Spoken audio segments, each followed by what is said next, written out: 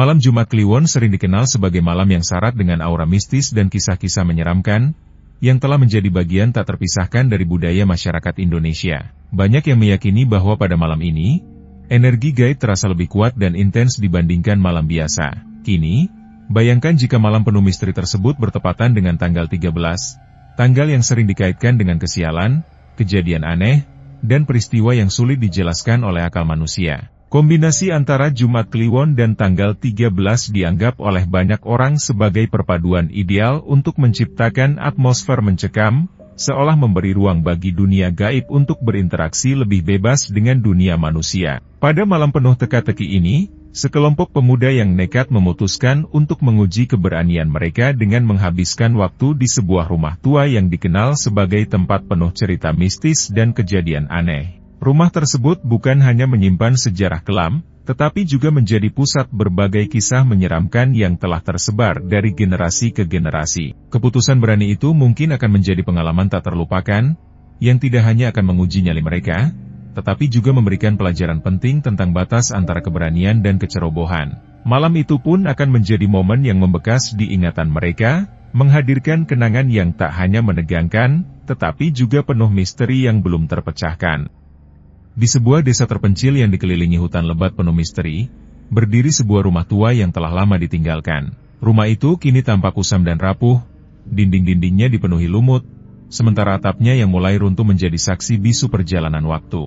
Rumah tersebut menyimpan cerita misterius yang terus hidup dalam bisikan warga desa, menjadi legenda yang diwariskan dari generasi ke generasi. Konon, rumah itu dulunya milik seorang dukun sakti yang sangat dihormati karena kebijaksanaan dan kemampuannya yang luar biasa. Namun, suatu hari, sang dukun menghilang tanpa jejak, membawa serta berbagai rahasia yang tak pernah terungkap hingga kini. Sejak saat itu, rumah tersebut dianggap memiliki aura menyeramkan. Warga desa percaya bahwa tempat itu kini menjadi sarang makhluk-makhluk gaib. Mereka pun memilih untuk menjauhi rumah tersebut, terutama pada malam-malam tertentu seperti malam Jumat Kliwon, ketika suasana di sekitarnya terasa semakin sunyi dan mencekam, seolah ada sesuatu yang mengintai dalam kegelapan. Namun, bagi sekelompok pemuda yang gemar mencari petualangan mendebarkan, rumah itu bukanlah tempat yang harus dijauhi, melainkan sebuah tantangan yang menggoda untuk ditaklukkan. Mereka adalah Dani, Rina, Bayu,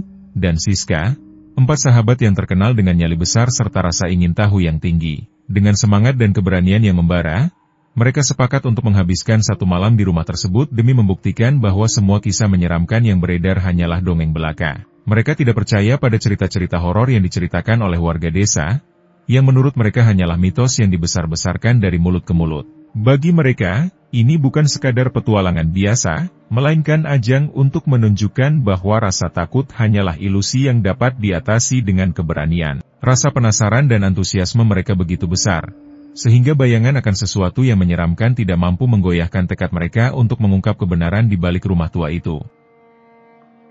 Saat tiba di desa itu, seorang lelaki tua bernama Pak Sarno segera mendekati mereka dengan wajah penuh kekhawatiran. Ia memperingatkan dengan suara serak namun tegas, jangan pernah bermalam di sana. Malam ini adalah Jumat Kliwon, dan kebetulan tanggalnya jatuh pada angka 13.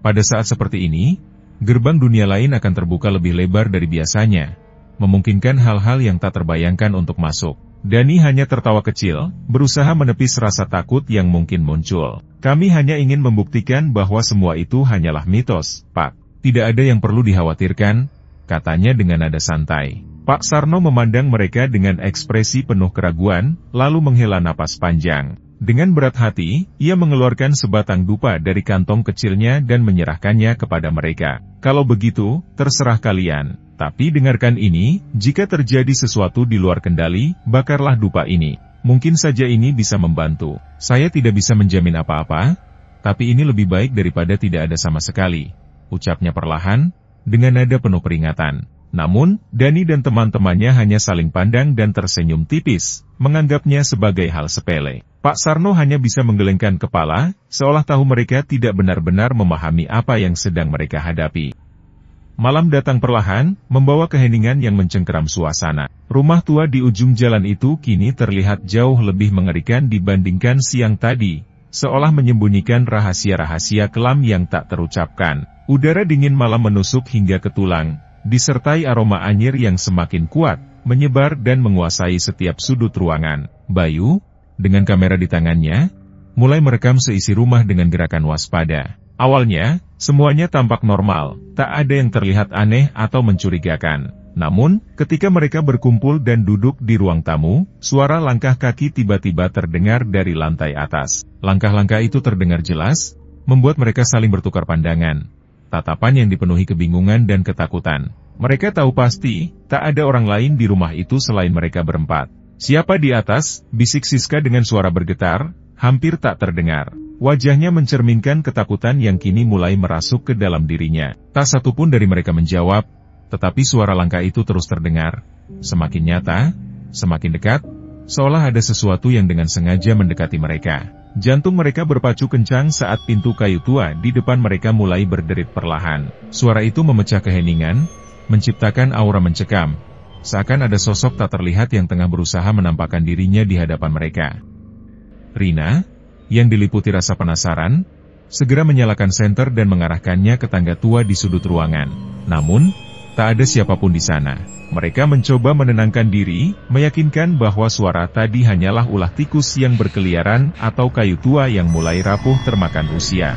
Dengan sedikit rasa lega, mereka kembali duduk untuk melanjutkan obrolan. Tiba-tiba, suasana hening itu pecah oleh jeritan keras Siska. "Cermin. Lihat ke cerminnya," serunya dengan suara gemetar. Serentak, mereka memalingkan pandangan ke cermin besar yang tergantung di dinding. Di permukaan cermin itu, terlihat bayangan samar seseorang berdiri diam di belakang mereka. Sosok itu tinggi, kurus, dengan wajah gelap yang hampir tak terlihat, tetapi sepasang mata merah menyala menatap tajam ke arah mereka. Dani, yang keberaniannya mulai memudar, buru-buru menoleh ke belakang untuk memastikan apa yang sebenarnya terjadi. Namun, ia tidak menemukan siapapun. Ruangan itu kosong seperti sebelumnya.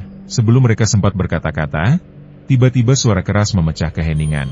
Cermin besar di dinding itu retak, lalu pecah berkeping-keping, menimbulkan bunyi yang membuat jantung mereka berdegup kencang. Seketika, suasana di ruangan itu berubah drastis. Keheningan mencekam menyelimuti mereka, seakan ada sesuatu yang tak kasat mata sedang menunggu untuk muncul dari balik gelapnya malam. Mereka berusaha sekuat tenaga menjaga ketenangan di tengah situasi yang semakin mencekam, meskipun suasana menyeramkan sulit untuk diabaikan. Lampu senter yang mereka andalkan mulai berkedip dengan ritme tak teratur, menciptakan bayangan aneh di dinding koridor yang gelap. Dari kejauhan, samar-samar terdengar suara tangisan pelan dari salah satu ruangan di ujung lorong, menambah ketegangan yang sudah menekan. Udara di sekitar mereka terasa semakin berat, seolah ada sesuatu yang tak kasat mata mengintai dari balik kegelapan. Bayu, yang berjalan paling depan, tiba-tiba merasakan sentuhan dingin dan kasar di kakinya, membuatnya tersentak. Sebelum ia sempat bereaksi lebih jauh, tubuhnya terjatuh ke lantai dengan teriakan keras yang memecah kesunyian, mengejutkan yang lain. Dani segera bergegas membantunya bangkit, tetapi apa yang mereka lihat membuat darah mereka seakan berhenti mengalir. Di pergelangan kaki Bayu tampak jejak tangan hitam mencengkeram, seperti ada sesuatu yang mencoba menyeretnya ke dalam kegelapan pekat yang menakutkan. Kepanikan mulai menyelimuti mereka satu persatu. Napas mereka terdengar berat, dan rasa takut mulai menguasai hati masing-masing. Rina, dengan suara bergetar, mencoba melantunkan doa untuk menenangkan diri dan situasi, tetapi kata-katanya terputus-putus, seolah rasa takut membelenggu lidahnya. Siska, yang tiba-tiba teringat akan dupa pemberian Pak Sarno, segera merogoh tasnya dengan tergesa-gesa. Tangannya gemetar hebat saat berusaha menyalakan dupa tersebut. Harapannya hanya satu, agar asap dupa itu mampu mengusir kehadiran misterius yang kini terasa semakin nyata, seakan hanya menunggu waktu untuk menampakkan diri sepenuhnya. Ketika aroma dupa mulai menguasai udara, asapnya perlahan menyelimuti setiap sudut ruangan, menciptakan suasana yang kian mencekam. Suara-suara aneh yang sebelumnya terdengar seperti bisikan mengerikan kini mulai memudar, seakan ditelan oleh keheningan yang tidak wajar. Namun, sosok hitam itu masih berdiri tegak di sudut ruangan. Matanya yang gelap dan menusuk terus menatap mereka dengan penuh kebencian, membuat atmosfer semakin menyesakkan. Tiba-tiba, dari arah yang tak terlihat, terdengar suara berat dan dingin yang memecah keheningan. "Kalian tidak seharusnya berada di sini." Dani dan Bayu, yang sudah dipenuhi rasa takut, segera menarik Rina dan Siska keluar dari rumah itu tanpa berpikir panjang. Mereka berlari secepat mungkin, langkah kaki mereka berpacu dengan detak jantung yang menggila. Tak ada seorang pun yang berani menoleh ke belakang. Seolah-olah sepasang mata hitam itu masih membuntuti mereka dari balik kegelapan. Ketika akhirnya mereka tiba di desa, napas mereka terengah-engah, tubuh mereka basah kuyup oleh keringat dingin. Di depan rumahnya, Pak Sarno sudah berdiri menunggu dengan ekspresi serius. "Kalian sangat beruntung masih bisa kembali," katanya tegas, matanya menatap tajam ke arah mereka. Rumah itu dulunya milik seorang dukun hitam yang meninggal saat menjalankan ritual terlarang. Sejak saat itu, arwahnya tak pernah bisa beristirahat dengan tenang. Ia terus berkeliaran, mencari korban baru, terutama di malam Jumat Kliwon tanggal 13.